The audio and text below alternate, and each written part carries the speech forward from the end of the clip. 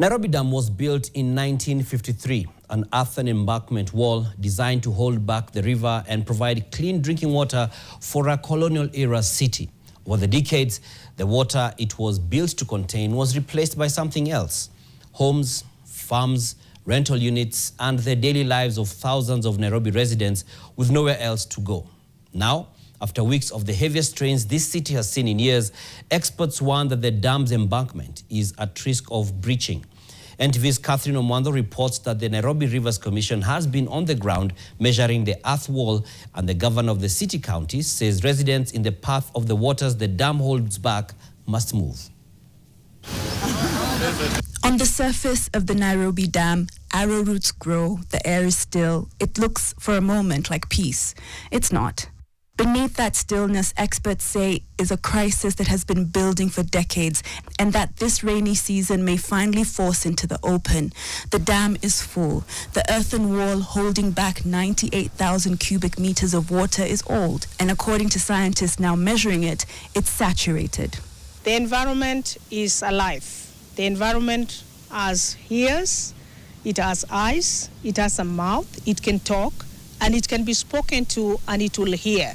Because the subsurface has already been destroyed.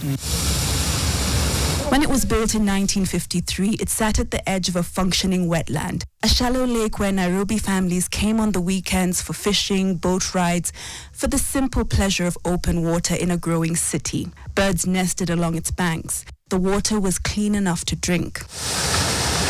7 decades later, the water is basically sewage. What was a lake is now partly farmland. And the people who moved onto the dam bed over the years through informal sales because they had nowhere else to go are now being told that the dam they are standing on is waking up. And there is stagnant water on the wall. What does it say? It says that the soil is already heavily saturated, and it can easily break if there was just sufficient rainfall. If the embankment were to give way, it would surge through Kibera, Nyayo High Rise, Langata, South Sea, Madaraka, and Nairobi West, densely populated areas with tens of thousands of people directly downstream. Nairobi County cannot wait. But moving people out of the water's path in a city where land is expensive and alternatives are scarce, it's a complex task. What we are engaging is, first of all, to look at, are you in the riparian? If there is a contention, we'll give you an opportunity to go to the Ministry of Lands to get to know if you're in the riparian or not. Our main objective is to instill dignity to our people.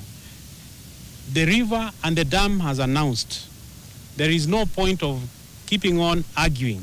We want to have a balance ambapo minimal disruption kwa maisha ya wananchi, lakini pia tuangalie kesho. Kama hatufanyi kitu sasa, kutakuwa na shida kubwa sana. The Nairobi County Government and the Nairobi Rivers Commission will hold a series of public forums across the neighborhoods identified as flood danger zones, including those nearest to the dam.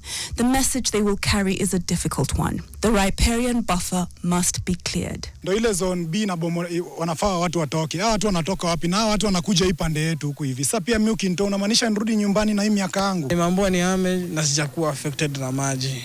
No, nashindwa na ama naenda wapi. Hizi vitu wana exaggerate ndo atubomole. Si unaona? Huku hivi vijana hatuna kazi, mtu unangangana utengeneze nyumba yako at least usilipe rent.